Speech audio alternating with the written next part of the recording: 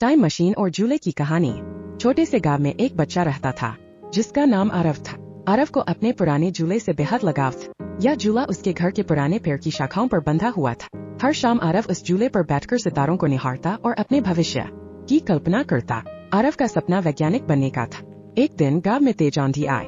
आंधी इतनी भयंकर थी कि झूला टूट गया और पेड़ की एक बड़ी शाखा भी गिर गई। झूले के टूटने से आरव बहुत उदास हो गया। उसके लिए वह झूला सिर्फ एक खेल नहीं था बल्कि उसकी कल्पनाओं की उड़ान का जरिया था। लेकिन उसकी परेशानी यहीं खत्म नहीं हुई। झूले के टूटने के कुछ दिन बाद गांव के आसपास अजीब अजीब घटनाएं होने लगीं। लोग कहते थे कि समय अस्थिर हो रहा है।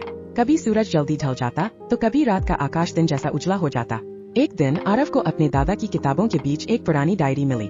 डायरी में समय और मशीनों से जुड़ी कई अजीब बातें लिखी हुई थी। डायरी के अनुसार उनके पूर्वज एक समयात्री थे और उन्होंने एक टाइम मशीन बनाई थी जो इस गांव के पास कहीं छिपी थी। आरव को समझ में आया कि समय में हो रही अस्थिरता का कारण वही पुरानी टाइम मशीन हो सकती है। आरव ने झूले की टूटी रस्सी और लकड़ी के टुकड़ों से कुछ उपकरण बनाए और अपने सबसे अच्छे दोस्त काव्या के साथ टाइम मशीन को खोजने निकल पड़ा। जंगल के अंदर एक गुफा में उन्होंने एक पुरानी जंग खाई हुई मशीन देखी। वह टाइम मशीन के पास जाने पर उन्हें महसूस हुआ कि यह खराब हो चुकी है और इसे समय में गड़बड़ियां हो रही है। आरव और काव्या ने मशीन को ठीक करने की कोशिश शुरू की। डायरी में लिखे निर्देशों के अनुसार उन्हें एक विशेष ऊर्जा स्रोत की जरूरत थी जो केवल झूले की पुरानी लकड़ी से बन सकता था। आरव समझ गया कि उसका टूट चुका झूला ही इस मशीन को ठीक कर सकता है। आरव ने झूले की लकड़ी को मशीन में लगाया और उसे चालू किया। जैसे ही मशीन चालू हुई अचानक से समय में स्थिरता आ गई। लेकिन तभी एक और अजीब घटना हुई।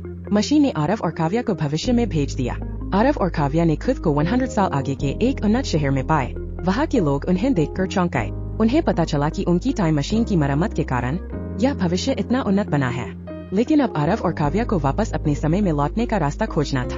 आरव ने भविष्य के वैज्ञानिकों की मदद से मशीन को दोबारा सेट किया और अपने समय में लौट आए। उसने महसूस किया कि उसकी कल्पनाओं और मेहनत ने समय और विज्ञान की दुनिया को बचाया है। लौटकर उसने अपने झूले के टूटने का दुख मनाना छोड़ दिया और नए सपने देखने शुरू किए। कहानी हमें सिखाती है कि कठिनाइयाँ केवल नई शुरुआत का संकेत होती है और हर टूटे हुए सपने में एक नया अवसर छिपा होता है। अगर आप अपनी माँ से प्यार करते हैं चैनल सब्सक्राइब जरूर करें।